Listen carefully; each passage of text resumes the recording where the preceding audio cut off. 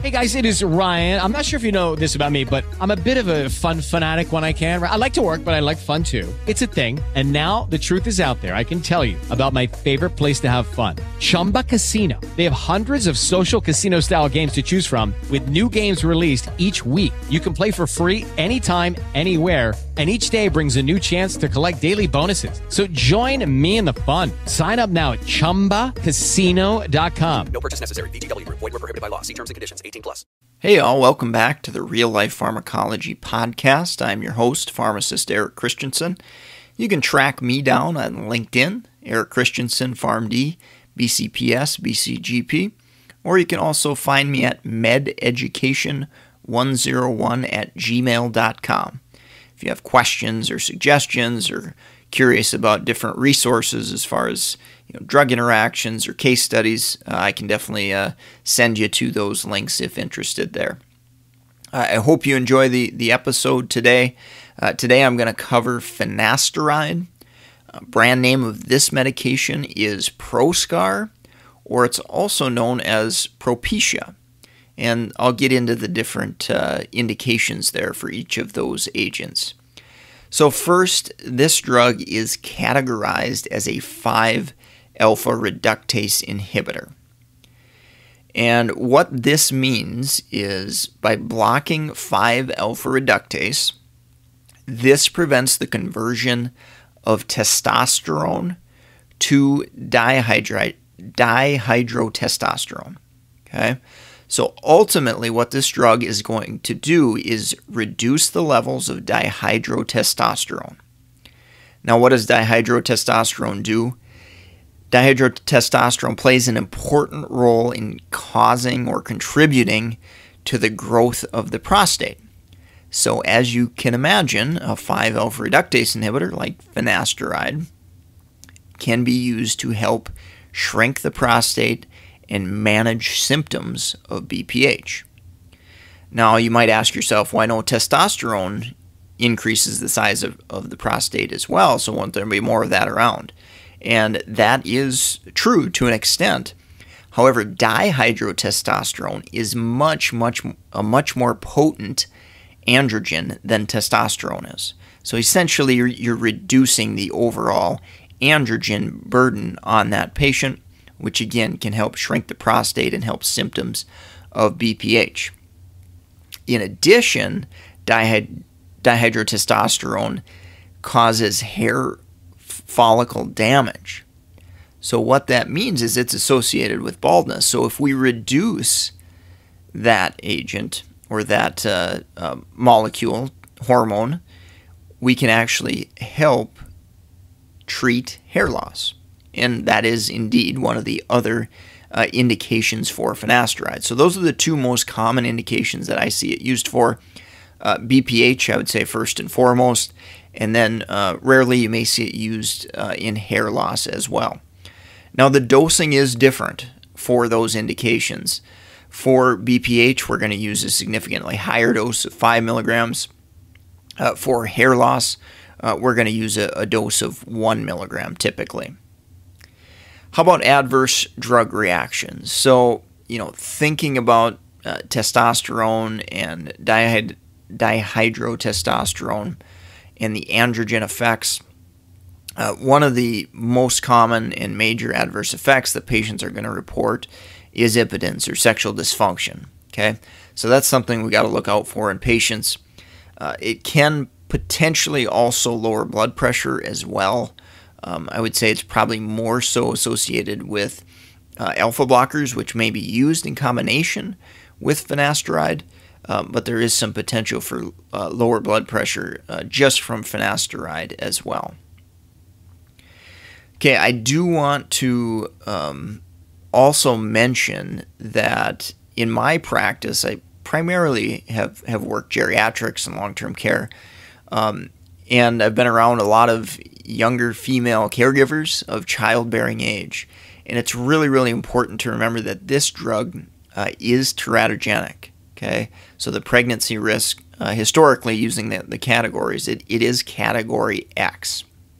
Okay, so even handling, getting powder, handling broken or crushed tablets, getting that powder on hands and things like that, is definitely not a good thing for younger females of childbearing age to do because of those risks in pregnancy. So I think that's a really, really important education point to remember there. Let's talk a little bit about onset of action and kinetics. So in both shrinking the prostate and hair growth, it takes a really, really long time for finasteride to work.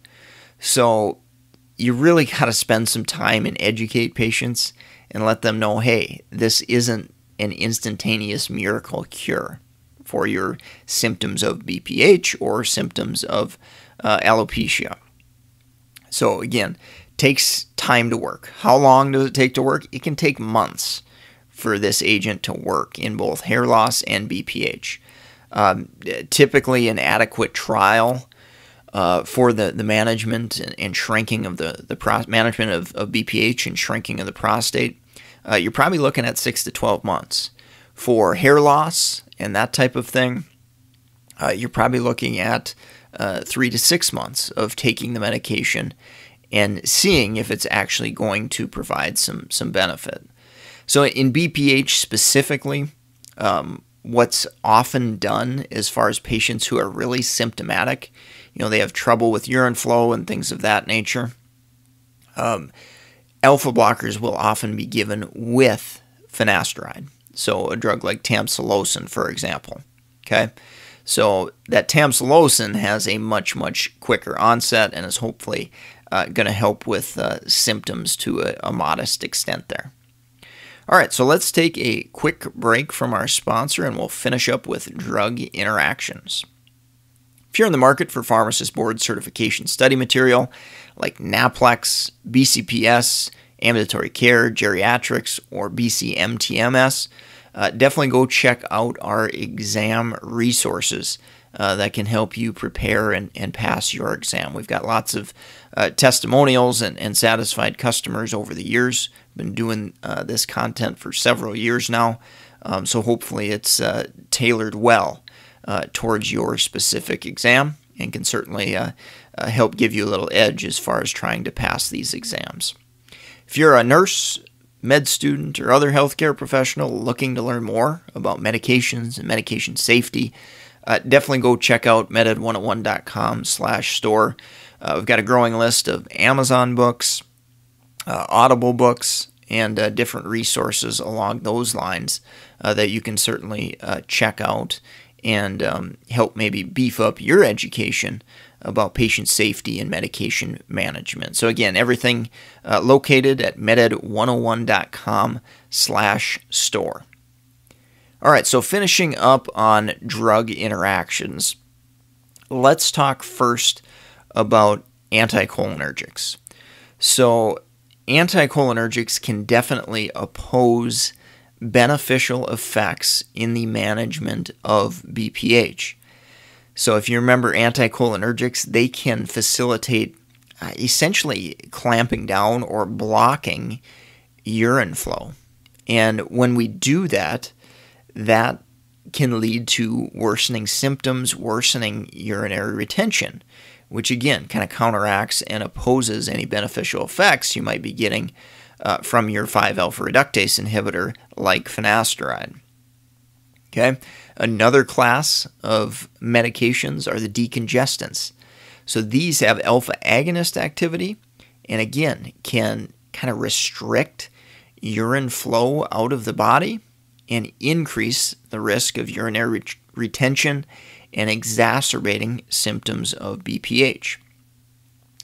And as far as drug interactions go and increasing concentrations of finasteride, there really aren't a ton of drug interactions that way, whether it's the CYP enzyme system. Usually we don't have to worry about that too much. There is a supplement called saw palmetto that may have 5-alpha reductase activity, so that could potentially have some additive effects to finasteride. So I would say most often what I've seen in clinical practice is you see a patient that has prostate issues and maybe they read online, maybe they hear from a friend, whatever the case may be, that, oh, this saw palmetto is supposed to help with prostate issues. Well, they try to take it, and maybe they get a little benefit, maybe they don't, but then they go to their physician and they get prescribed finasteride, and now all of a sudden you've got the patient potentially on both of those agents and having additive effects potentially. So I'm typically, in most situations, going to recommend discontinuing that saw palmetto if a patient's on a 5-alpha reductase inhibitor like finasteride. So those kind of wrap up the drug interactions. There's not a ton of drug interactions with finasteride, which is definitely a nice thing. But the primary thing I think about is drugs that potentially exacerbate BPH symptoms or oppose those beneficial effects that we might see from finasteride. All right, so that's going to wrap up the podcast for today. Leave a rating, review on iTunes or wherever you're listening. Definitely go subscribe at reallifepharmacology.com. Get your free 31-page study guide of the top 200 drugs. Great little resource for any healthcare professional or aspiring healthcare professional. And of course, share us with friends, colleagues, students you're precepting, and help us grow the podcast. Again, support the sponsor at meded101.com/store. Help us keep this podcast free and educational for all to enjoy. And I'm going to sign off for today. Thanks so much for listening. Take care and have a great rest of your day. With Lucky Land Slots, you can get lucky just about anywhere. Dearly beloved, we are gathered here today to... Has anyone seen the bride and groom?